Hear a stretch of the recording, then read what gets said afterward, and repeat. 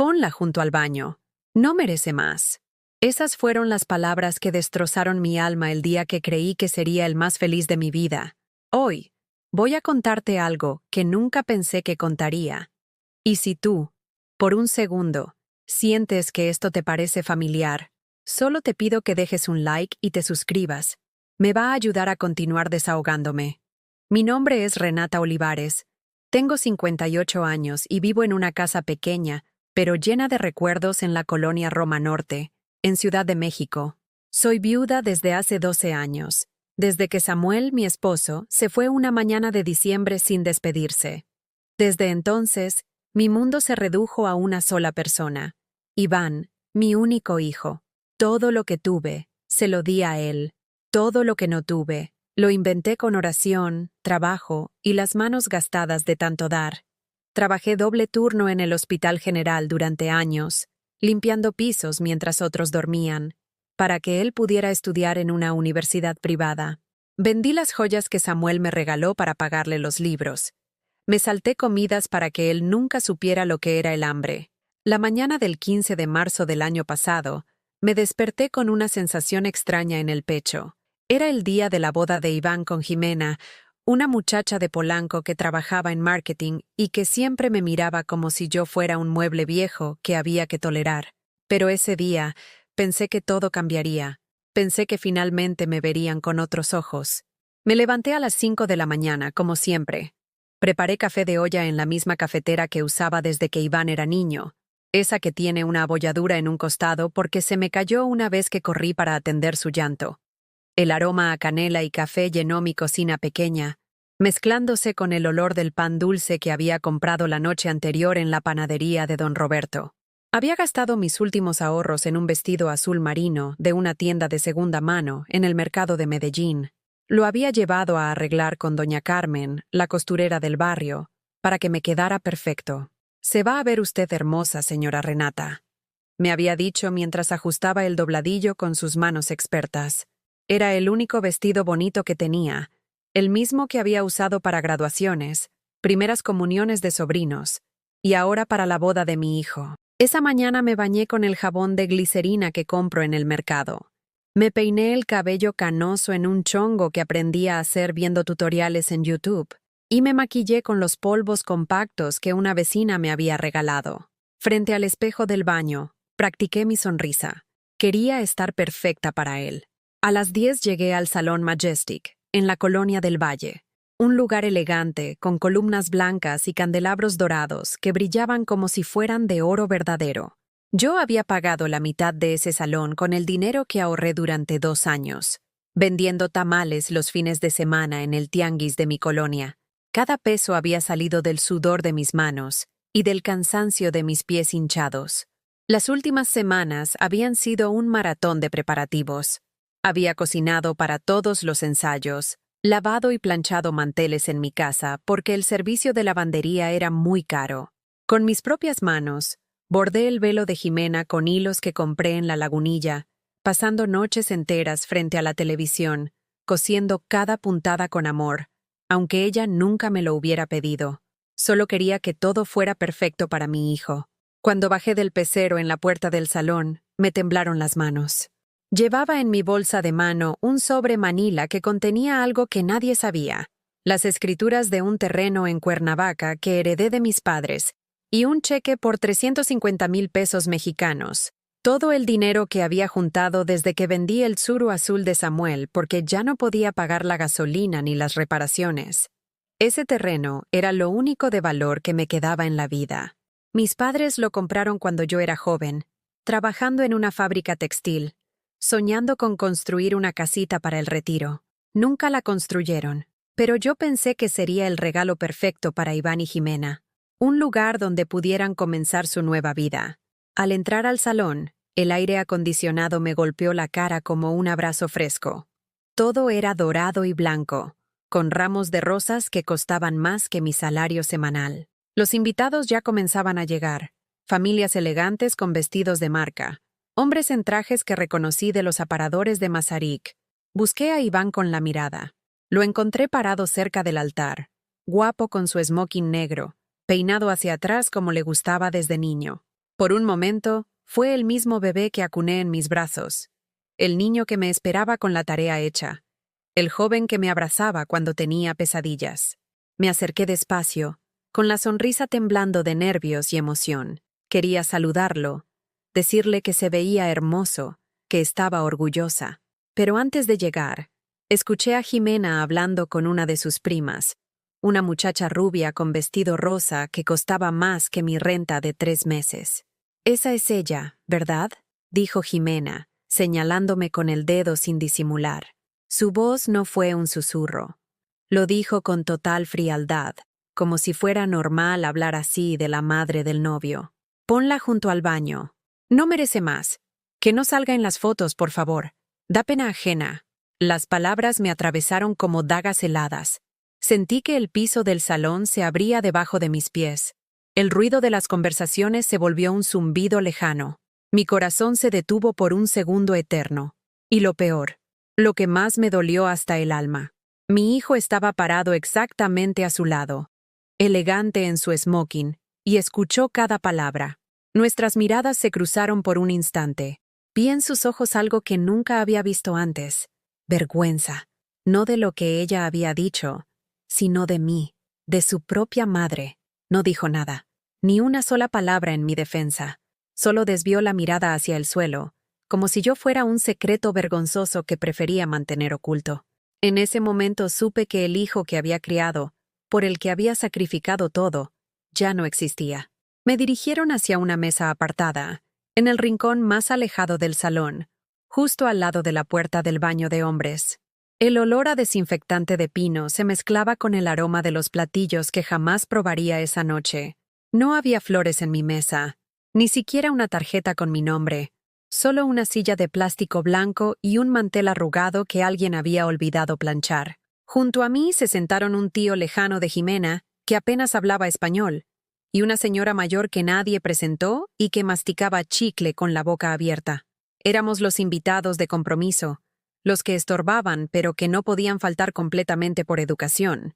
Mientras veía de lejos cómo posaban para las fotos familiares, mi mente comenzó a recordar todo lo que había hecho para llegar a ese momento, todo lo que había sacrificado para que Iván pudiera tener la vida que tenía. Recordé cuando tenía 8 años y se enfermó de neumonía. Yo trabajaba de noche limpiando oficinas en Torre Latinoamericana para pagar sus medicinas. Llegaba a casa a las 6 de la mañana, con los pies hinchados y las manos agrietadas por los químicos de limpieza, solo para encontrarlo con fiebre alta. Durante una semana entera, no dormí. Me quedé despierta poniendo paños fríos en su frente, dándole sus jarabes cada 4 horas, cantándole las canciones que mi mamá me cantaba a mí. «Duérmete, niño, duérmete ya, que viene el coco y te comerá», le susurraba mientras él tosía y yo rogaba a la Virgen de Guadalupe que no se me fuera. Cuando finalmente se recuperó, me abrazó fuerte y me dijo: «Mami, cuando sea grande, te voy a comprar una casa grande para que no tengas que trabajar tanto». Guardé esas palabras en mi corazón como si fueran un tesoro. Recordé también cuando cumplió 15 años, y todos sus compañeros de la secundaria tenían fiestas con mariachi y salón. Yo no tenía dinero para algo así, pero no quería que se sintiera menos. Vendí mi máquina de coser, esa Singer que había sido de mi mamá y con la que cosía ropa para ganar dinero extra. Con ese dinero, le organicé una pequeña reunión en casa de mi hermana Esperanza. Cociné durante 3 días. Mole poblano con pollo, arroz rojo, frijoles refritos, tamales de dulce y salado. Hice agua de Jamaica y horchata desde cero. Mis manos quedaron manchadas de chile por una semana. Pero cuando vi la sonrisa de Iván, mientras sus amigos decían que mi mole era el mejor que habían probado, supe que había valido la pena cada ampolla en mis dedos. Para su graduación de preparatoria, necesitaba un traje. Los de las tiendas costaban 3,000 pesos que no tenía. Me levanté todos los días a las 4 de la mañana durante 2 meses para vender quesadillas y sopes afuera de la estación del Metro Insurgentes antes de ir a mi trabajo normal. Bajo el sol, la lluvia, el frío, con tal de verlo elegante el día de su graduación. Cuando llegó el momento de elegir universidad, Iván quería estudiar en la Iberoamericana. «Es la mejor, mamá. Todos los hijos de mis jefes estudiaron ahí», me decía. La colegiatura costaba más dinero del que yo había visto junto en mi vida. Pero no le dije que no. Nunca le dije que no. Vendí los aretes de oro que Samuel me regaló en nuestra luna de miel, una cadenita que había heredado de mi abuela, y hasta mi anillo de compromiso. Cada pieza de mi historia personal se convirtió en una mensualidad de la universidad. Trabajé doble turno en el hospital, limpiando quirófanos después de las cirugías, con las manos metidas en desinfectantes tan fuertes que me quemaban la piel. También conseguí trabajo de fin de semana limpiando casas en las lomas. Casas enormes con jardines que parecían parques y albercas más grandes que mi sala y cocina juntas. Las señoras me pagaban 300 pesos por limpiar 3 pisos y lavar la ropa de toda la familia.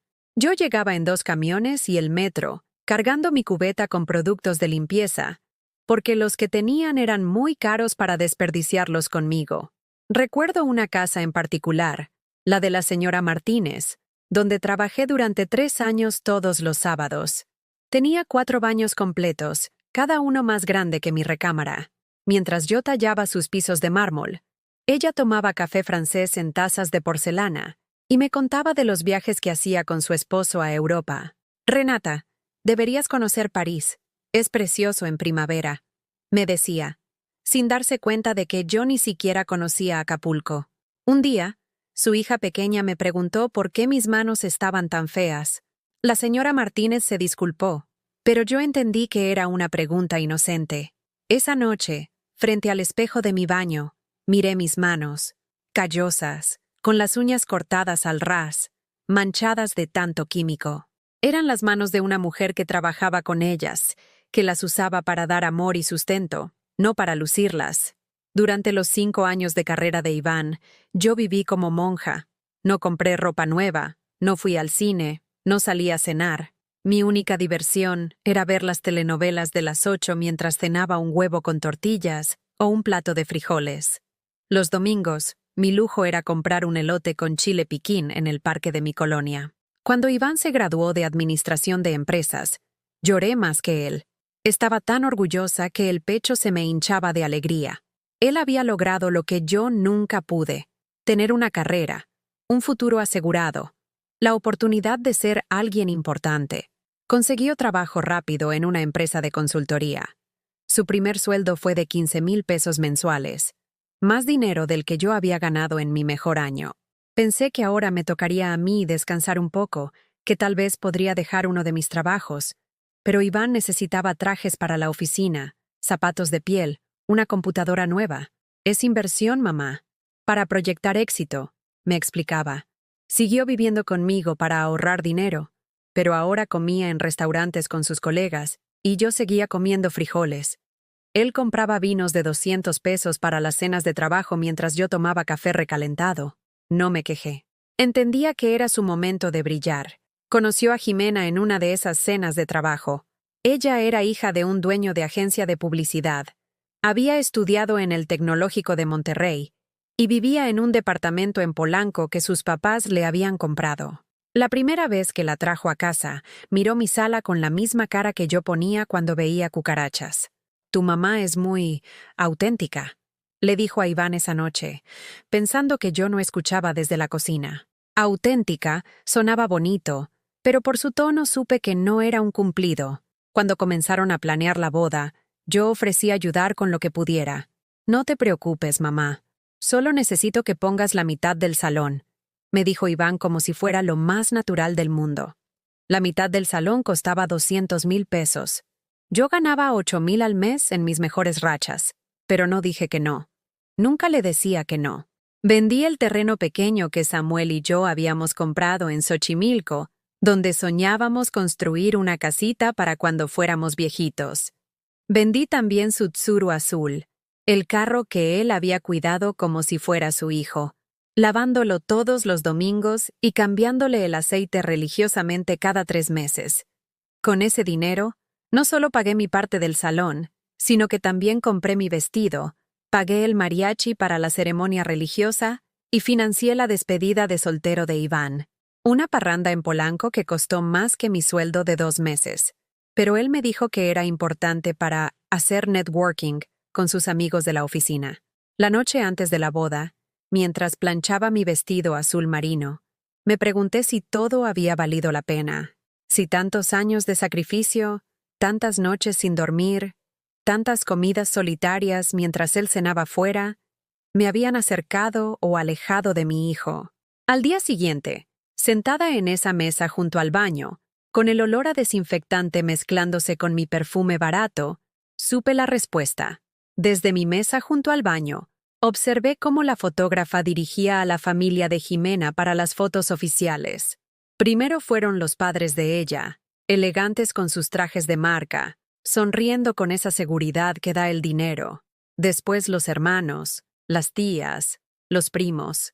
Cada foto era una postal perfecta de prosperidad y clase social. Luego le tocó el turno a la familia del novio. Esperé mi momento. Me arreglé el cabello. Practiqué mi sonrisa. Hasta me pellizqué las mejillas para darles color. Pero cuando me levanté para acercarme, la fotógrafa me miró con incomodidad. «Disculpe, señora, pero las fotos familiares ya terminaron», me dijo sin mirarme a los ojos. Detrás de ella, vi a Jimena haciendo una seña con la mano. Un gesto pequeño pero claro. «No la incluyas». Mi corazón se encogió como una pasa al sol. Volví a sentarme mientras escuchaba los clics de la cámara capturando momentos de felicidad de los que yo estaba deliberadamente excluida. Durante la cena, los meseros servían los platillos con elegancia. Salmón en salsa de alcaparras, medallones de res, ensalada de arúgula con vinagreta de frambuesa. En mi mesa llegaron tacos dorados fríos y arroz pegajoso que sabía a cartón. Claramente, no era el mismo menú que habían pagado para los demás invitados. La señora que masticaba chicle me susurró. «¿Usted es familia?» Le dije que era la mamá del novio. Me miró con lástima y siguió masticando en silencio. Cada brindis era una puñalada. El papá de Jimena habló de las familias de abolengo que se unen para crear algo hermoso. La mamá agradeció a la gente correcta que había criado a su yerno. Nadie mencionó mi nombre. Nadie reconoció los 28 años que dediqué a formar al hombre que estaba ahí, elegante y exitoso. Cuando comenzó el baile, vi a Iván danzar con Jimena al ritmo de La Llorona, interpretada por el mariachi que yo había pagado. Sus movimientos eran perfectos, como si hubieran ensayado durante meses. Después bailó con la mamá de ella, una mujer rubia con vestido de seda que no paraba de reírse y hacer comentarios sobre lo guapo que era su yerno. Esperé mi turno para el tradicional baile de madre e hijo. Esperé y esperé. Pero cuando la canción terminó, Iván se dirigió directamente a bailar con las hermanas de Jimena, después con las cuñadas, después con las primas. A mí me ignoró completamente, como si yo fuera invisible. Una señora mayor de la mesa de al lado se acercó y me dijo, «¿No va a bailar con su hijo, guapa?» Me encogí de hombros y mentí, «Al rato, cuando haya menos gente». Pero sabía que ese momento nunca llegaría. A las 11 de la noche, cuando ya no podía aguantar más la humillación, me levanté para ir al baño. Necesitaba un momento para respirar, para secarme las lágrimas que amenazaban con arruinar el poco maquillaje que llevaba.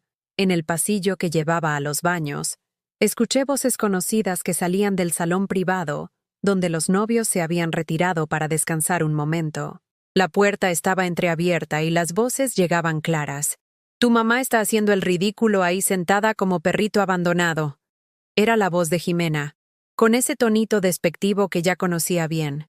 «Ya lo sé», respondió Iván con fastidio. «Pero no puedo hacer nada. Ya pagó lo que tenía que pagar. Ahora solo queda aguantarla hasta que se vaya. ¿Crees que nos dé algo más? Porque si no, va a estar estorbando en todas nuestras fotos familiares de aquí en adelante», siguió Jimena. «Seguro trae algún regalito», dijo Iván. «Siempre tiene algo guardado. La conozco bien. Probablemente nos dé efectivo o algo que podamos vender. Más le vale que sea algo bueno.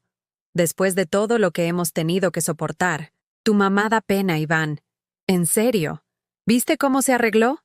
Parece la empleada doméstica de alguien». Las carcajadas que siguieron me perforaron el alma como balas calientes. Ahí estaban, riéndose de mí, calculando qué más podrían sacarme, midiendo mi valor únicamente por lo que podía darles. «Cuando tengamos hijos, no quiero que conviva mucho con ellos», continuó Jimena. No quiero que se acostumbren a esa mediocridad. Tranquila, amor. En unos años la metemos a un asilo y asunto arreglado, respondió Iván con una naturalidad que me heló la sangre. Total. Para entonces ya nos habrá dado todo lo que tiene. Me apoyé contra la pared del pasillo, sintiendo que las piernas no me sostenían. El hijo que había criado, al que había entregado mi vida entera, hablaba de mí como si fuera un objeto, una molestia de la que había que deshacerse en cuanto dejara de ser útil económicamente. Regresé a mi mesa caminando como sonámbula. El sobre Manila que tenía en mi bolsa pesaba ahora como una piedra. Adentro estaban las escrituras del terreno de Cuernavaca y el cheque por 350,000 pesos. Todo mi patrimonio. Todo lo que me quedaba en el mundo después de una vida de trabajo. Había planeado dárselo esa noche, al final de la fiesta, como el gran regalo que coronaría su nueva vida matrimonial. Imaginé su cara de sorpresa y gratitud. Imaginé que me abrazaría fuerte y me diría que me amaba, que reconocía todo lo que había hecho por él. Pero ahora, sentada en esa mesa maldita con el olor a orina mezclándose con mi perfume barato, entendí que yo era solo una fuente de recursos para ellos. Una gallina de los huevos de oro que había que ordeñar hasta que se secara. La música seguía sonando. Las parejas seguían bailando. Los invitados seguían brindando y riéndose. Pero para mí, la fiesta había terminado hacía mucho. Me quedé ahí sentada, mirando a mi hijo disfrutar de la celebración que yo había ayudado a pagar, rodeado de gente que me despreciaba, planeando mi futuro en un asilo mientras contaban el dinero que aún podrían sacarme. Por primera vez en mi vida, sentí algo que jamás pensé que sentiría hacia Iván. Odio. No, no era odio. Era algo peor. Era desilusión absoluta. Era el momento exacto en que una madre descubre que el hijo que crió ya no existe, que fue reemplazado por un extraño que lleva su cara pero no su corazón. El mariachi comenzó a tocar Las Mañanitas, porque era casi la medianoche, y según la tradición, los novios cumplían un día más de vida juntos.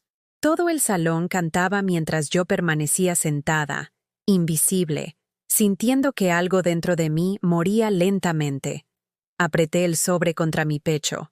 Adentro estaba mi futuro, mi seguridad, mi vejez. Y por primera vez en 28 años, me pregunté, ¿por qué tenía que dárselo? ¿Qué había hecho él para merecerlo, además de nacer? La respuesta llegó clara como el agua. Nada. No había hecho nada para merecerlo. Y en ese momento, algo cambió dentro de mí para siempre. Me levanté de esa mesa maldita sin hacer ruido, como un fantasma que se desvanece al amanecer. Nadie me vio partir, ni los meseros que recogían platos sucios, ni los invitados que seguían bailando cumbia, ni mucho menos Iván o Jimena, que posaban para más fotos junto a la fuente de chocolate que yo había ayudado a pagar. Caminé por todo el salón con el sobre apretado contra mi pecho, pasando entre mesas llenas de risas y copas alzadas. Cada paso era un grito silencioso que nadie escuchaba. La música del mariachi me siguió hasta la puerta. Cielito lindo, esa canción que le cantaba a Iván cuando era pequeño y tenía pesadillas. Afuera, el aire frío de marzo me abrazó como una madre verdadera. Respiré profundo por primera vez en toda la noche. El contraste era brutal. Adentro, luces doradas y felicidad fingida. Afuera, la realidad cruda de la avenida Universidad a medianoche. Esperé 40 minutos por un taxi. Cuando finalmente llegó uno, un Tsuru blanco con asientos desgarrados, el chofer me miró por el espejo retrovisor. ¿Estuvo buena la fiesta, señora?, me preguntó mientras arrancaba rumbo a la Roma Norte. Sí, mentí. Estuvo muy bonita. Durante todo el trayecto, mantuve el sobre apretado entre mis manos temblorosas. Dentro estaba mi vida entera. El terreno que mis papás compraron soñando con una casita de retiro, y el dinero que había juntado peso por peso, lavando pisos y vendiendo comida. Todo lo que tenía en el mundo cabía en un sobre Manila de 50 pesos. Llegué a mi casa de la calle Medellín, pasada la 1 de la mañana. La casita se veía más pequeña que nunca después de haber estado en el Salón Majestic. 2 cuartos, un baño, una cocina diminuta y una sala que servía también de comedor. 40 metros cuadrados donde había criado a un hijo que ahora se avergonzaba de mí. Me senté en mi cama con el sobre entre las manos y lloré. No como una mujer débil, sino como una madre que había sido traicionada por su propio sangre. Lloré por cada desvelada cuidándolo cuando estaba enfermo, por cada peso que no gasté en mí para dárselo a él, por cada sueño que sacrifiqué para que él cumpliera los suyos. Lloré también por la mujer que había sido y que ya no reconocía en el espejo. ¿Cuándo me había vuelto tan invisible? ¿Cuándo había aceptado que me trataran como a una sirvienta en lugar de como a una madre? Esa noche no dormí. Me quedé despierta hasta el amanecer, mirando el sobre y preguntándome qué hacer con él. Una parte de mí, la parte que había sido madre durante 28 años, decía: dale todo, es tu hijo, para eso trabajaste tanto. Pero otra parte nueva, una voz que nunca había escuchado antes, susurraba: ¿por qué? ¿Qué ha hecho él por ti últimamente? Pasaron 2 días en completo silencio, 2 días esperando una llamada, un mensaje, una disculpa, cualquier señal de que mi hijo recordara que tenía una madre que se había sacrificado toda la vida por él. Pero mi teléfono permaneció mudo como una tumba. El martes por la noche, mientras calentaba un caldo de pollo que me había durado 3 días, sonó el teléfono. Era Jimena. Su voz llegaba melosa, falsa como su sonrisa de la boda. «Hola, Renatita», me dijo con ese diminutivo condescendiente que tanto odiaba. «¿Cómo estás, suegrita?» Suegrita, como si fuera un animalito doméstico inofensivo. «Bien, Jimena. ¿Cómo estuvo su luna de miel?», pregunté, aunque sabía que no habían viajado a ningún lado. Se habían quedado en el departamento de ella en Polanco. «Muy linda, muy romántica», mintió. «Oye, te llamaba porque el fotógrafo dice que faltan unas fotos. ¿Podrías venir mañana para tomarlas? Podemos hacer como si sí estuviste en las importantes». Como si sí estuve. Las palabras me golpearon como cachetadas. ¿Como si sí estuve?, repetí, mi voz temblando de indignación contenida. «Ya sabes, para que no se note que te fuiste a la mitad como una dramática. La familia de Iván no puede verse incompleta en las fotos oficiales». Dramática. Esa palabra me atravesó como una daga envenenada. Yo, que había aguantado humillaciones toda la noche sin decir una palabra, era la dramática por irme cuando ya no podía soportar más. «¿Y si no quiero?», pregunté por primera vez en mi vida. «¿Perdón?». Jimena sonaba genuinamente sorprendida, como si la idea de que yo pudiera negarme a algo fuera inconcebible. «¿Que si no quiero ir a esas fotos?». «Ay, Renatita, no seas tonta. Son para el recuerdo familiar. Además», su voz cambió, volviéndose más calculadora. «Tengo entendido que tienes un regalito pendiente para nosotros». Ahí estaba, el verdadero motivo de la llamada. No querían fotos conmigo. Querían mi dinero. Le colgué sin decir una palabra más. Mis manos temblaban tanto que casi se me cae el teléfono. 5 minutos después, sonó otra vez. Era Iván. «Mamá». Su voz sonaba irritada, impaciente. «Jimena me dijo que le colgaste. ¿Qué te pasa?».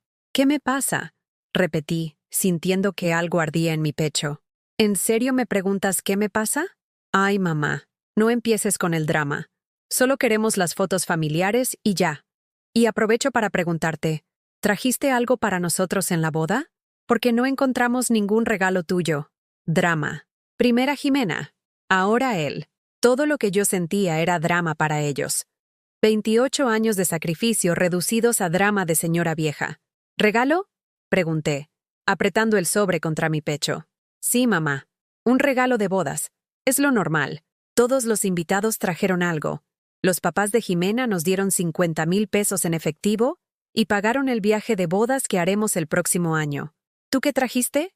Me quedé callada por un momento que se sintió eterno. En ese silencio, escuché claramente quién era ahora mi hijo. No el niño que lloraba en mis brazos cuando tenía fiebre. No el adolescente que me abrazaba después de una pesadilla. Era un extraño que solo me llamaba cuando necesitaba algo. «No traje nada», mentí. «¿Cómo que no trajiste nada?». Su voz subió de tono. «Mamá, por favor, no puedes llegar a una boda sin regalo, menos a la boda de tu propio hijo. Pensé que mi presencia era suficiente regalo». «¿Tu presencia?», se rió. Una risa seca, cruel, que me recordó exactamente a la risa que había escuchado en el salón privado de la boda. Mamá, por favor, no seas ridícula. Todos saben que los papás dan regalos importantes en las bodas. ¿Qué van a pensar los papás de Jimena? Ahí estaba otra vez. La preocupación por lo que pensaran otros, la vergüenza de tenerme como madre, la necesidad de que yo compensara mi mediocridad con dinero. No me importa lo que piensen, dije, y por primera vez en mi vida, lo dije en serio. ¿Qué te pasa, mamá? Estás muy rara desde la boda. Jimena dice que estás exagerando todo. Exagerando. Otra palabra para minimizar mi dolor. ¿Tú también crees que exagero, Iván? Hubo una pausa larga. En esa pausa, escuché su respuesta antes de que la dijera. Mamá, por favor, no arruines esto con tus emociones. Solo queremos las fotos y tu regalo. No es mucho pedir. No arruines esto con tus emociones. Como si mis sentimientos fueran una molestia, un obstáculo para sus planes. Mi regalo. Que repetí lentamente. Sí, sea lo que sea que tengas. Sabemos que siempre guardas algo para las ocasiones especiales. Tenía razón. Siempre guardaba algo. Siempre tenía un plan B, un ahorro secreto, algo que vender si él necesitaba dinero. Pero esta vez era diferente. Esta vez se trataba de mi futuro, de mi vejez, de lo único que me quedaba después de darlo todo. ¿Y si no quiero dártelo? Pregunté con voz temblorosa. La risa que soltó fue peor que una bofetada. ¿No quieres? Mamá, por favor.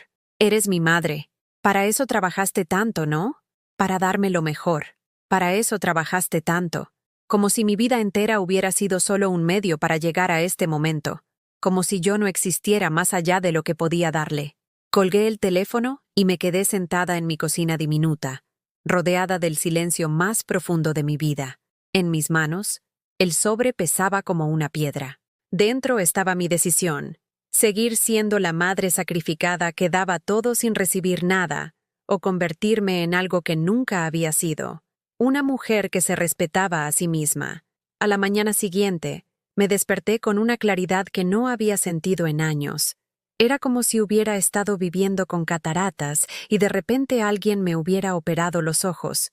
Todo se veía diferente, más nítido, más real.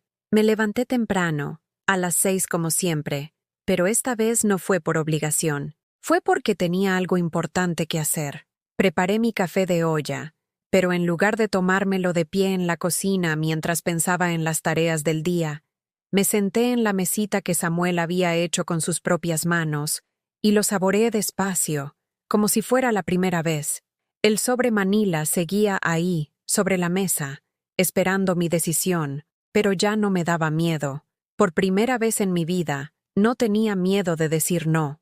Me bañé con calma, eligiendo mi ropa como si fuera a una cita importante. Me puse mi blusa blanca más bonita, la que había guardado para ocasiones especiales que nunca llegaban, y mi falda azul marino que me hacía sentir elegante. Me maquillé despacio, viendo en el espejo a una mujer de 58 años que había olvidado cómo era cuidar de sí misma. A las 9 en punto estaba parada frente al Banco Azteca de la esquina, el mismo donde había abierto mi cuenta cuando conseguí mi primer trabajo. La misma ventanilla donde había depositado cada peso que pude ahorrar durante tantos años. «Buenos días, señora Olivares», me saludó Patricia, la cajera que ya me conocía después de tantos años. «¿En qué la puedo ayudar?» «Quiero cancelar un cheque», le dije, sacando el sobre Manila de mi bolsa. Patricia me miró extrañada. «¿Estás segura?» «Es por una cantidad considerable». «Completamente segura». Cuando el sello de cancelado quedó marcado en rojo sobre los 350,000 pesos, sentí algo extraño en el pecho. No era tristeza, no era arrepentimiento, era alivio. Era como si hubiera estado cargando una piedra enorme y finalmente la hubiera soltado. «¿Desea que le expidamos un nuevo cheque, señora?», me preguntó Patricia. «No, ese dinero se queda donde está». Salí del banco y caminé directamente a la notaría pública de la calle Álvaro Obregón. El licenciado Mendoza, un señor mayor con bigote canoso, me recibió en su oficina llena de libros y papeles legales. «Señora Olivares, ¿en qué puedo ayudarla?» «Quiero cancelar un traspaso de propiedad», le dije. poniendo las escrituras del terreno de Cuernavaca sobre su escritorio. ¿Cancelar? Pero aquí dice que el traspaso aún no se ha efectuado. Solo están los documentos preparados. Exacto. Y no quiero que se efectúe nunca. El licenciado me miró por encima de sus lentes. ¿Está completamente segura? Este terreno vale mucho dinero. Está en una zona que se está valorizando bastante. Por eso mismo no lo voy a regalar. Respondí con una firmeza que me sorprendió a mí misma. ¿Me permite preguntarle el motivo? Me quedé callada por un momento, pensando cómo explicar que había descubierto que el amor no se compra con herencias. Mi hijo me ha enseñado que hay cosas más valiosas que el dinero, le dije finalmente, y yo valgo más de lo que él cree. El licenciado sonrió y comenzó a preparar los documentos de cancelación. ¿Sabe qué, señora Olivares? En 30 años de ser notario, he visto muchas familias destruirse por herencias. Es la primera vez que veo a alguien salvar la suya cancelando una. Cuando salí de la notaría, eran las 12 del día. Tenía hambre. Pero en lugar de regresar a casa a prepararme un huevo con tortillas como siempre hacía, entré a un restaurante pequeñito de la colonia Roma. Se llamaba La Cocina de la Abuela, y tenía mesas con manteles de cuadros rojos y blancos. ¿Mesa para cuántas personas?, me preguntó la mesera, una muchacha joven con delantal bordado. Para una, dije, y por primera vez no sentí vergüenza de comer sola en un restaurante. Pedí mole poblano con arroz y tortillas hechas a mano. Cuando llegó el plato, olía exactamente como el mole que yo hacía para las fiestas de Iván, pero lo estaba comiendo yo. Para mí, porque se me antojó, no porque alguien más lo necesitara. Mientras comía, pensé en todas las veces que había cocinado mi mole famoso para cumpleaños, graduaciones, celebraciones. Siempre para otros, nunca para mí. Ese día descubrí que sabía igual de rico cuando se come por puro placer personal. Después del restaurante, hice algo que no había hecho en años. Fui al Parque México. Me senté en una banca bajo la sombra de un ahuehuete y observé a las familias jugar, a los ancianos dar de comer a las palomas, a las parejas caminar tomadas de la mano. Una señora mayor se sentó a mi lado. Llevaba un vestido floreado y zapatos cómodos. Y tenía esa cara de abuela consentidora que reconozco en el espejo a veces. «Qué bonito día, ¿verdad?», me dijo. «Sí, muy bonito. ¿Vienes seguido al parque?». «No», admití. «Casi nunca salgo solo a caminar». «Ay, mija, eso está mal.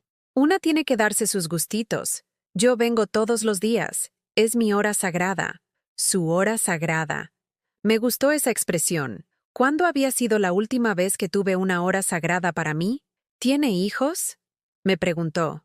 «Uno», respondí. «Se acaba de casar. ¡Qué bonito!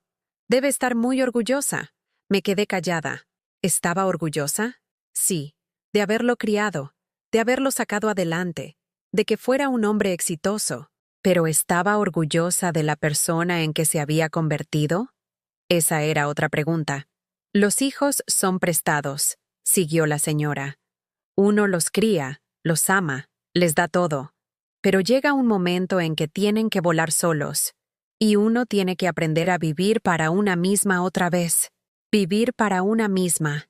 ¿Cómo se hacía eso después de 28 años de vivir para otro? ¿Y usted cómo lo hizo?», le pregunté. «Poco a poco. Empecé con cosas pequeñitas. Me compré flores para mí. Me hice el desayuno que se me antojara. Fui al cine sola.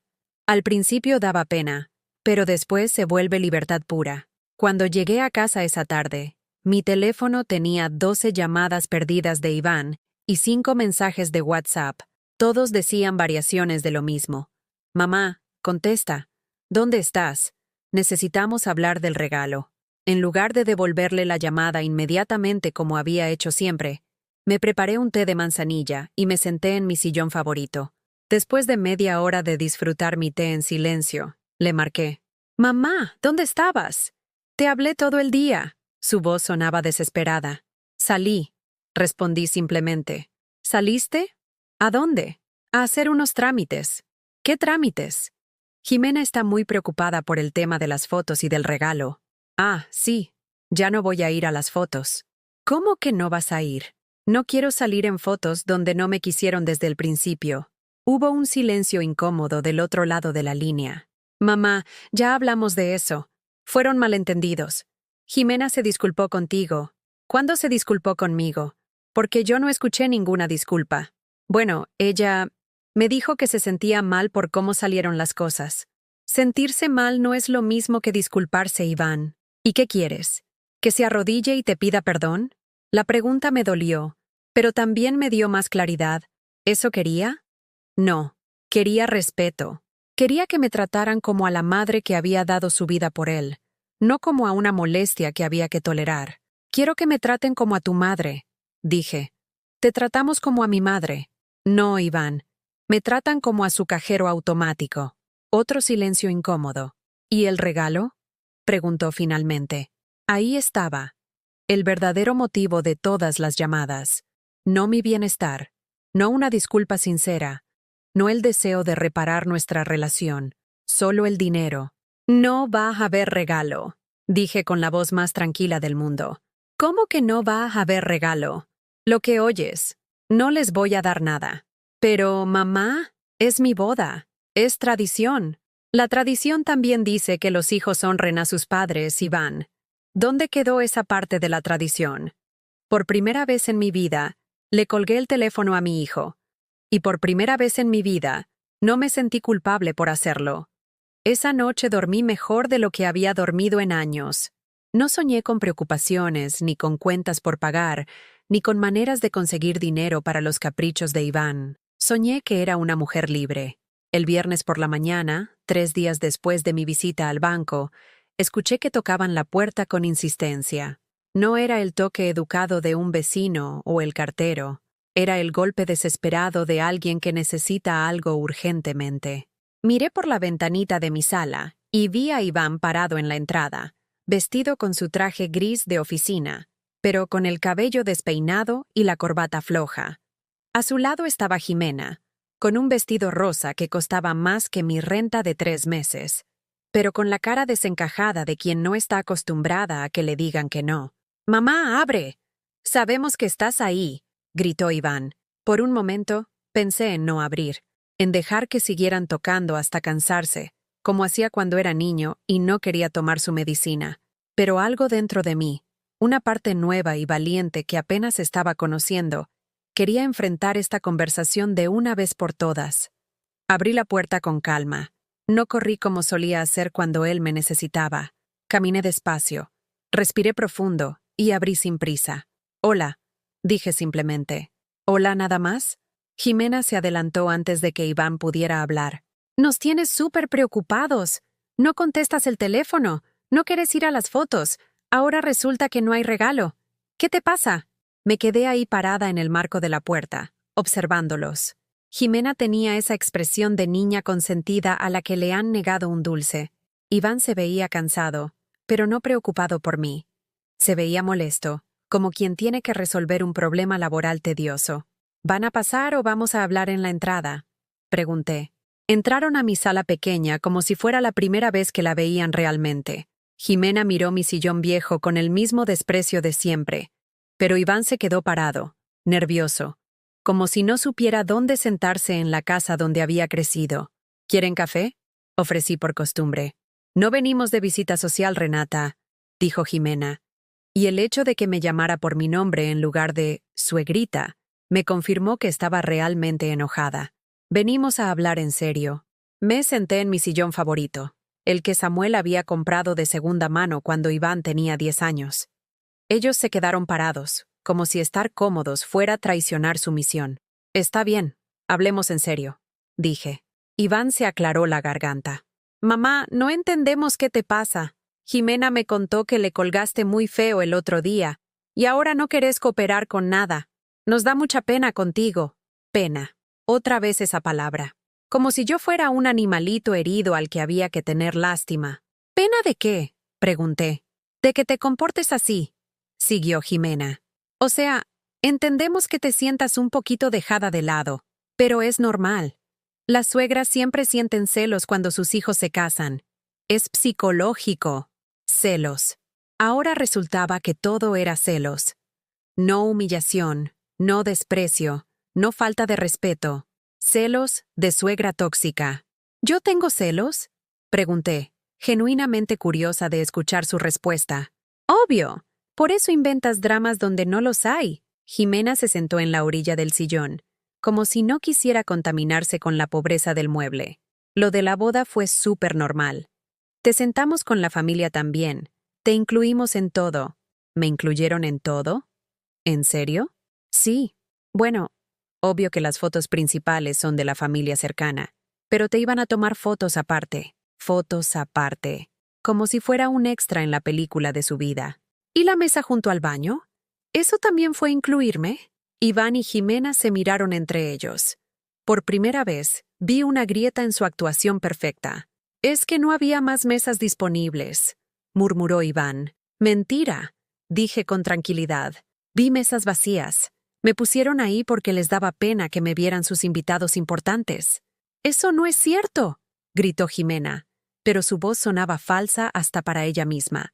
Escuché su conversación en el salón privado, dije, y las palabras salieron como dagas tranquilas. Los escuché riéndose de mí, llamándome mediocre, planeando meterme a un asilo cuando ya no les sirva económicamente. El silencio que siguió fue ensordecedor. Jimena se puso pálida. Iván se dejó caer en el otro sillón como si las piernas no lo sostuvieran. «Mamá», comenzó a decir, pero yo lo interrumpí. «No, Iván. Ahora me toca hablar a mí. Durante 28 años he escuchado lo que tú necesitas, lo que tú quieres, lo que tú mereces. Ahora me van a escuchar ustedes». Me levanté de mi sillón y fui a la cocina. Del cajón donde guardaba los papeles importantes, saqué las escrituras del terreno y el cheque cancelado. Regresé a la sala y los puse sobre la mesita de centro que Samuel había hecho con sus manos. «Esto», dije señalando los papeles, era su regalo de bodas. Un terreno en Cuernavaca que vale más de 2 millones de pesos y 350,000 pesos en efectivo. Todo mi patrimonio. Todo lo que me quedaba después de darles la vida entera. Jimena se acercó a los papeles como polilla a la luz. Sus ojos se agrandaron cuando vio las cifras. ¿Esto es en serio?», susurró. Era en serio. Pasado perfecto. Era su herencia. Era mi manera de asegurarme de que comenzaran su matrimonio sin preocupaciones económicas. Iván tomó el cheque cancelado con manos temblorosas. «¿Por qué dice cancelado?» «Porque lo cancelé. Ayer. Y el terreno tampoco se los voy a dar». «¿Estás loca?», gritó Jimena, perdiendo toda compostura. «No puedes hacer eso. Es nuestro derecho. Eres la mamá». «Exacto», dije con la voz más tranquila del mundo. «Soy la mamá, no su banco personal». Iván se quedó mirando el cheque como si fuera un animal muerto. «Mamá, esto es mucho dinero. Podríamos arreglar las cosas. Hablar, disculparnos». ¿Ahora se quieren disculpar? ¿Cuando vieron cuánto dinero perdieron? «No es por el dinero», mintió Jimena. «Es porque te queremos». Me reí. Una risa seca, sin humor, que salió de un lugar muy profundo de mi alma herida. ¿Me quieren? ¿En serio? ¿Cuándo fue la última vez que me preguntaron cómo estoy? ¿Cuándo fue la última vez que me invitaron a comer solo porque querían mi compañía? ¿Cuándo fue la última vez que me llamaron sin pedirme algo? Ninguno de los dos respondió, porque no había respuesta. En los últimos 5 años, cada llamada, cada visita, cada conversación había girado alrededor de lo que ellos necesitaban de mí. «El dinero se queda donde está», continué. «Y el terreno también. Cuando yo me muera, todo va a ir a una fundación que ayuda a mujeres mayores abandonadas por sus familias». «No puedes hacer eso», gritó Iván, levantándose del sillón. «Soy tu único hijo. Trabajaste toda la vida para mí». «Exacto. Trabajé toda la vida para ti». «Y ya me cansé». Jimena comenzó a llorar. No lágrimas de tristeza, sino de rabia pura. «Esto es chantaje emocional. Nos estás manipulando». «¿Yo los estoy manipulando?», pregunté, genuinamente asombrada. «¿Cuando ustedes me han estado usando como cajero automático durante años?» «Es diferente. Tú eres la mamá. Es tu obligación», gritó Jimena. «Mi obligación era criarlo, educarlo y amarlo. Y ya cumplí. Ahora él es adulto y tiene que vivir con las consecuencias de sus decisiones. Iván se acercó a mí con esa cara de niño arrepentido que había usado desde pequeño para salirse con la suya. Mamá, por favor. Sé que no hemos sido los mejores, pero podemos cambiar. Dame otra oportunidad. Por un momento, sentí que mi corazón se ablandaba. Era mi hijo, mi bebé, el niño que había criado sola durante tantos años. Pero entonces recordé sus risas en el salón privado. Recordé sus planes de meterme a un asilo. Recordé cómo me había ignorado toda la noche de su boda. No, dije simplemente. ¿No qué? No les voy a dar el dinero. No les voy a dar el terreno. Y no van a tener más oportunidades de usarme. Me dirigí a la puerta y la abrí de par en par. Ahora, si me disculpan, tengo cosas que hacer. No puedes echarnos así, gritó Jimena. Claro que puedo. Es mi casa. Iván se quedó parado en medio de mi sala, mirándome como si no me reconociera. Y tenía razón. Yo tampoco me reconocía. Pero me gustaba esta nueva versión de mí misma. Mamá, dijo con voz quebrada, eres lo único que tengo. No, Iván, tu esposa es lo único que tienes, y su familia que los adora y les da todo sin pedirles respeto a cambio. Conmigo se acabó. Salieron de mi casa en silencio, derrotados. Jimena lloraba de rabia. Iván se veía perdido como un niño en un centro comercial. Cuando cerré la puerta, no sentí tristeza. Sentí paz. Por primera vez en 28 años, sentí paz. Esa noche, después de cerrar la puerta tras Iván y Jimena, hice algo que no había hecho en décadas. Me preparé una cena para mí sola como si fuera una celebración. Saqué mis platos buenos, los de porcelana con florecitas azules que había guardado para las visitas especiales, encendí una vela que tenía desde Navidad, y me serví una copa del vino que Samuel me había regalado hace años y que nunca me había atrevido a abrir porque no era la ocasión. Esa noche, yo era la ocasión especial. Mientras comía pescado a la plancha con verduras, mirando la llama de la vela bailar en mi cocina pequeña, pero ahora llena de paz, pensé en todas las cosas que había dejado de hacer hasta que llegara el momento adecuado. ¿Cuántas oportunidades había perdido esperando un permiso que nadie me iba a dar? Al día siguiente, sábado, me desperté sin la opresión en el pecho que había llevado conmigo durante años. No sonó el teléfono con alguna emergencia de Iván. No tenía que preocuparme por enviarle dinero o resolver algún problema que había creado con su irresponsabilidad. Por primera vez en décadas, mi día me pertenecía completamente. Me di un baño largo, de esos que duran más de 10 minutos, con sales que compré en el mercado de Medellín y que olían a lavanda. Me unté crema en todo el cuerpo, esa crema cara que me había regalado mi vecina Esperanza y que había estado guardando porque me parecía demasiado buena para el día a día. Me vestí con mi blusa amarilla favorita, esa que Iván siempre decía que me hacía ver muy mayor, y mis aretes de plata que hacían juego. Me maquillé no para agradarle a nadie, sino porque me gustaba cómo me veía con un poco de color en las mejillas. Salí de casa sin rumbo fijo. Tomé el metro en Insurgentes y me bajé en Bellas Artes, un lugar que había querido visitar desde hace años pero que siempre posponía porque tenía cosas más importantes que hacer. Esas cosas más importantes siempre tenían que ver con Iván. El Palacio de Bellas Artes me recibió con su cúpula dorada brillando bajo el sol matutino. Compré mi boleto para ver una exposición de Frida Kahlo sin preocuparme por el precio.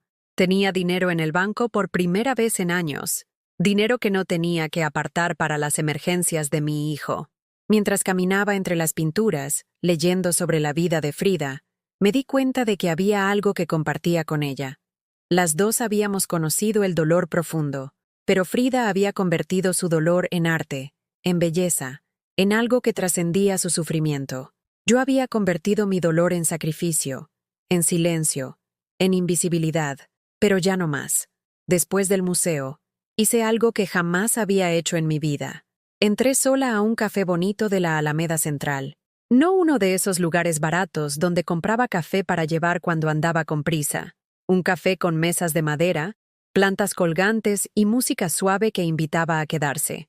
¿Mesa para una persona?, me preguntó la mesera, una joven con cabello morado y sonrisa amable. Sí, para una persona, respondí.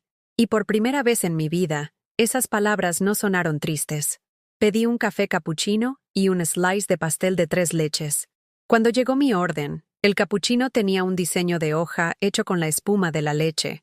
Era demasiado bonito para tomárselo, pero me lo tomé despacio, saboreando cada sorbo como si fuera el primer café de mi vida. El pastel estaba delicioso, cremoso, dulce, con el sabor exacto de la felicidad. Mientras lo comía, observé a las demás personas en el café. Una pareja de jóvenes riéndose mientras compartían un postre. Una mujer mayor como yo leyendo un libro con total concentración. Un señor escribiendo en una libreta con la intensidad de quien tiene algo importante que decir. Todos parecían cómodos con su propia compañía. ¿Por qué yo había creído durante tantos años que estar sola era sinónimo de estar abandonada? Esa tarde, caminé por el centro histórico como turista en mi propia ciudad. Entré a la catedral, no para pedirle a la Virgen que resolviera los problemas de otros, sino para agradecerle que me hubiera dado la fuerza para salvarme a mí misma. Visité el Templo Mayor, compré un libro de historia mexicana en una librería de viejo, y me tomé fotos con mi celular sin pedirle a nadie que me ayudara. En cada foto, mi sonrisa se veía más real, más mía. El lunes, hice algo que había estado posponiendo durante años. Me apunté a clases de cocina en el Centro Cultural de mi colonia. Siempre había sabido cocinar, pero cocinar de supervivencia, cocinar para alimentar a otros con poco dinero. Quería aprender a cocinar para el placer, para la creatividad, para mí. La maestra se llamaba Chef Aurora, una mujer de unos 40 años con delantal bordado y manos que se movían como si bailaran mientras explicaba las técnicas.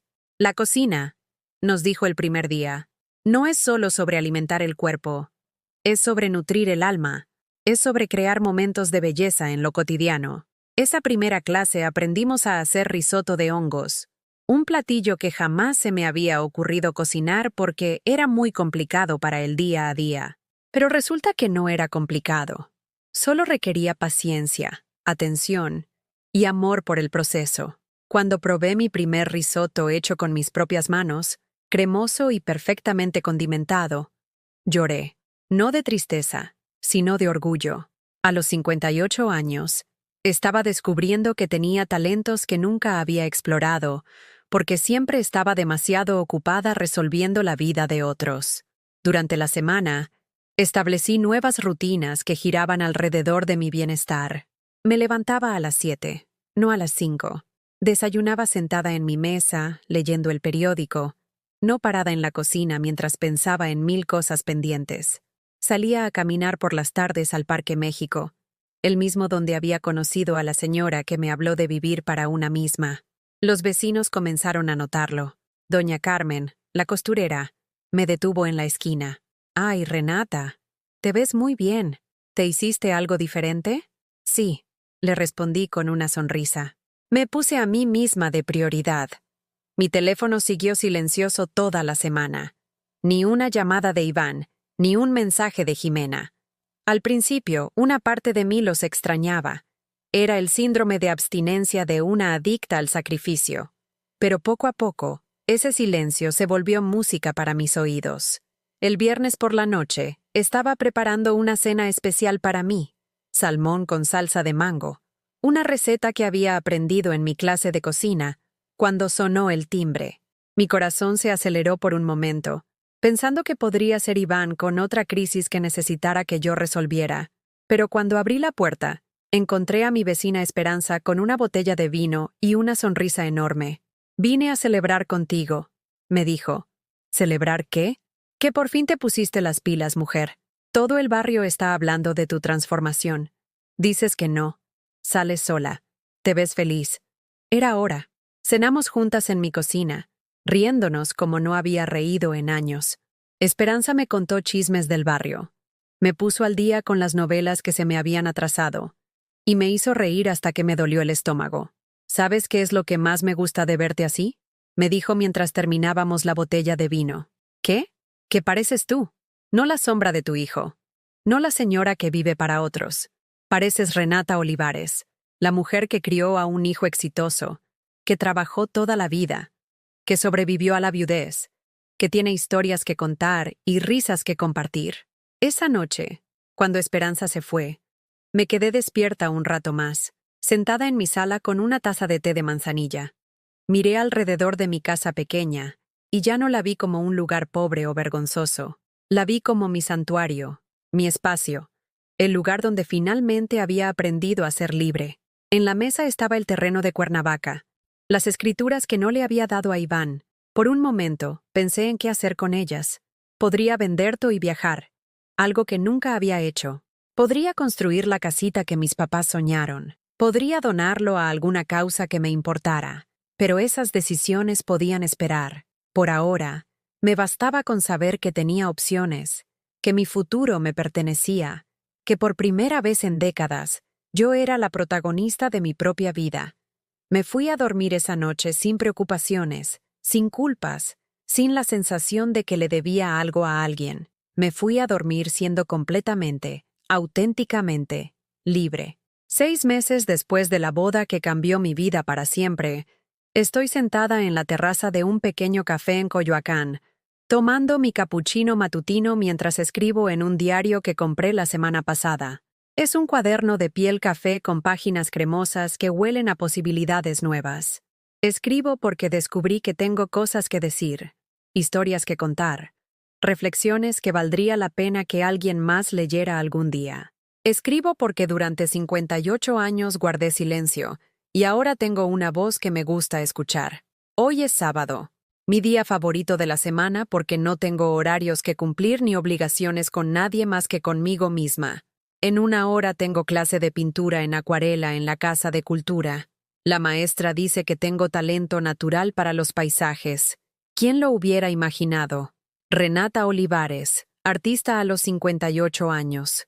El mesero se acerca a ofrecerme más café.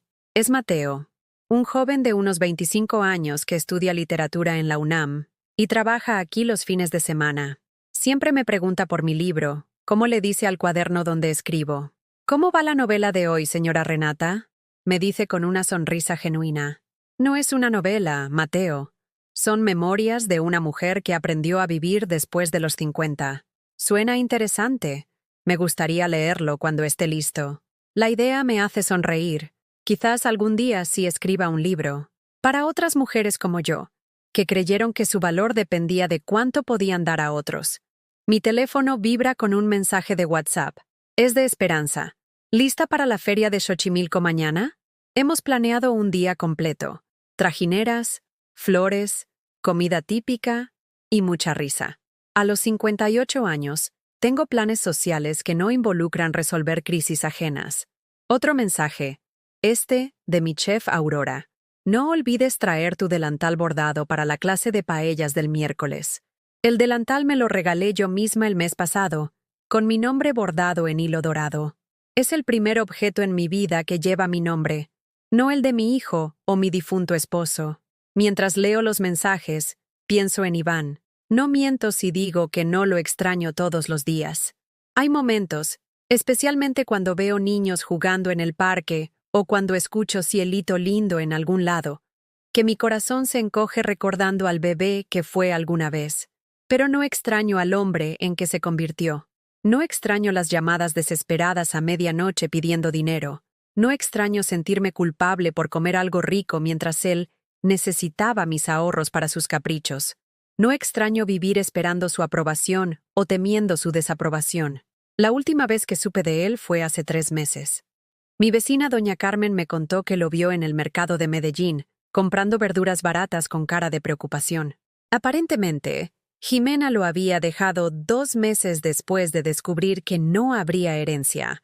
Se fue con un compañero de trabajo que sí tenía padres adinerados, dispuestos a financiar su estilo de vida. Por un momento, cuando escuché la noticia, sentí una punzada de dolor maternal. Mi hijo estaba solo, probablemente asustado, tal vez arrepentido.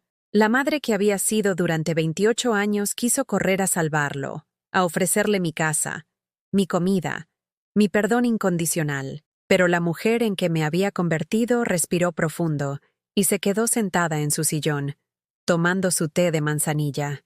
Porque aunque Iván estuviera sufriendo las consecuencias de sus decisiones, esas eran exactamente eso, sus decisiones y sus consecuencias. Ayer, mientras regaba las plantas de mi pequeño jardín trasero, otro proyecto nuevo que emprendí cuando descubrí que tenía tiempo para cuidar cosas bellas, encontré una carta deslizada por debajo de mi puerta. La letra era inconfundible. Iván. Mamá, decía, sé que he sido un mal hijo. Sé que te lastimé de maneras que tal vez no tengan perdón. Jimena se fue y me dejó lleno de deudas. Perdí el departamento. Estoy viviendo en un cuarto rentado en la Doctores. No tengo dinero para comer bien. No te pido que me perdones, pero si pudieras ayudarme una última vez. La carta continuaba por 3 páginas. Disculpas que sonaban sinceras, promesas de cambio, súplicas desesperadas. Al final, un postdata. PD. Si me ayudas ahora, te prometo que cuando las cosas mejoren, te voy a cuidar como tú me cuidaste. Te lo juro por mi papá. Leí la carta 3 veces. La primera vez, con el corazón acelerado y las manos temblando. La segunda vez, con más calma, analizando cada palabra. La tercera vez, con la sabiduría que da haber aprendido a reconocer la manipulación emocional. No había una sola línea en esa carta que reconociera verdaderamente el daño que me había hecho. No había una disculpa genuina por haberme tratado como cajero automático durante años. No había reconocimiento de que sus palabras en la boda me habían destrozado el alma. Era una carta de alguien que había tocado fondo y necesitaba que lo rescataran. Una vez más, esa misma noche le escribí mi respuesta. Una carta corta, serena, definitiva. Iván, recibí tu carta. Lamento que estés pasando por momentos difíciles, pero esos son tuyos para resolver. Durante 28 años, te rescaté de cada problema, te resolví cada crisis, te di todo lo que tenía y mucho de lo que no tenía. Ahora es tu turno de aprender a salvarte solo. Esa es la única manera en que vas a crecer como persona. No te voy a ayudar económicamente, pero te deseo sinceramente que encuentres la fortaleza para salir adelante por ti mismo. Con cariño, pero con límites firmes. Tu madre. No firmé, con amor, como había firmado miles de cartas anteriores. Firmé con cariño, pero con límites firmes, porque eso era exactamente lo que sentía. La dejé en su cuarto rentado esa misma noche. No esperé respuesta ni la quería. Hoy, mientras termino mi café en este café de Coyoacán, donde nadie me conoce como la mamá de alguien, sino simplemente como Renata, la mujer que siempre llega sola pero nunca se ve triste. Pienso en todo lo que he aprendido en estos 6 meses. Aprendí que el amor no es sacrificio. El amor verdadero es respeto mutuo, consideración, reciprocidad.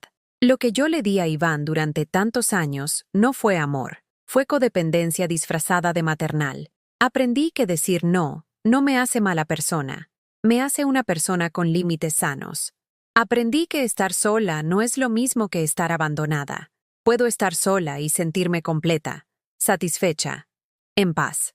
Aprendí que nunca es tarde para empezar una vida nueva. A los 58 años, descubrí que me gusta pintar, que tengo talento para la cocina creativa, que disfruto viajar sola en metro descubriendo rincones de mi ciudad que nunca había tenido tiempo de explorar. Pero sobre todo, aprendí que mi valor no depende de lo que pueda dar a otros. Tengo valor por el simple hecho de existir, de haber sobrevivido, de haber encontrado la fuerza para salvarme cuando nadie más lo haría. El terreno de Cuernavaca sigue a mi nombre. La semana pasada decidí qué hacer con él. Lo voy a donar a una fundación que construye casas para mujeres mayores que han sido abandonadas por sus familias. Se van a llamar Casas Renata. No porque yo las esté financiando, sino porque quiero que otras mujeres sepan que siempre hay tiempo para renacer. Cierro mi cuaderno y guardo mi pluma. En unos minutos caminaré hacia mi clase de pintura, donde aprenderé a capturar la luz del atardecer con acuarelas amarillas y naranjas. Después iré al mercado a comprar ingredientes para la receta nueva que quiero probar este fin de semana. Esta noche, tal vez llame a Esperanza para planear nuestro próximo viaje juntas. Estamos pensando en Oaxaca, para conocer los talleres de artesanías y comer mole auténtico. Todo esto lo haré porque quiero hacerlo, porque me hace feliz, porque puedo permitírmelo ahora que mis recursos no se van en rescatar a alguien que no quería ser rescatado. Mientras me levanto de la mesa, Mateo me dice, Nos vemos la próxima semana, señora Renata. Que tenga un fin de semana hermoso. Gracias, Mateo. Y lo voy a tener, porque yo me voy a encargar de que así sea. Salgo del café con una sonrisa que nace desde muy adentro. El sol de la tarde ilumina las calles empedradas de Coyoacán, y siento que todo es posible. Porque finalmente aprendí la lección más importante de mi vida. No puedes amar verdaderamente a otros hasta que no aprendas a amarte a ti misma. Y yo, Renata Olivares, de 58 años, viuda, madre, sobreviviente, finalmente he aprendido a amarme. ¿Has vivido o conoces a alguien que haya pasado por algo parecido? Cuéntamelo en los comentarios. Si te gustó esta historia, déjame tu like y suscríbete al canal para que este mensaje llegue a alguien que necesita escucharlo.